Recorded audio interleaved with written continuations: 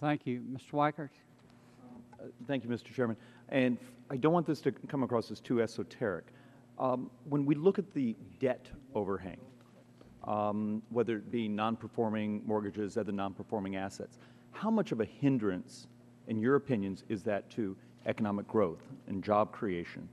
I've been spending a lot of time looking at the amount of MBS out there, other assets that are not performing but are still sitting on our books. What is that doing to us growth-wise? Say on the books of banks, for example? Banks or even within secondary markets. Right. So I think certainly the increase in non-performing loans and problem loans took capital away from banks. They needed to reserve for it and probably made them much more cautious in lending. I think there's some sense now that things are beginning to peak out and that as the economy recovers, non-performing loans would go down. And as I think one of your colleagues pointed out before, some of the more recent information from the Federal Reserve is that banks are becoming a little more aggressive in making those loans tightening up. But certainly the increase in bad loans was a problem for banks that they needed to address, and that probably impinged on their ability to make loans for a while. Mr. Chairman, where I'm partially heading on that is I'm still stunned how much is still sitting on the books or is in process of still moving into, particularly for myself who focuses often on the real estate market, the amount that's delinquent but not actually technically in foreclosure. Just in my county, Maricopa County in Arizona, I have 50,000 residential units that have been notified of foreclosure, and it's often said there may be 2.5 times that many that should have been notified.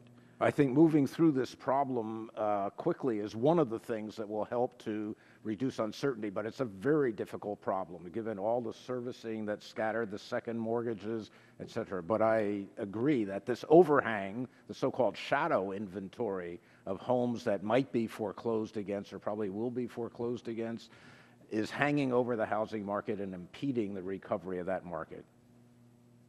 And will likely for some years to come. It is just a very big problem we dug for ourselves. Mr. Chairman, last part of this.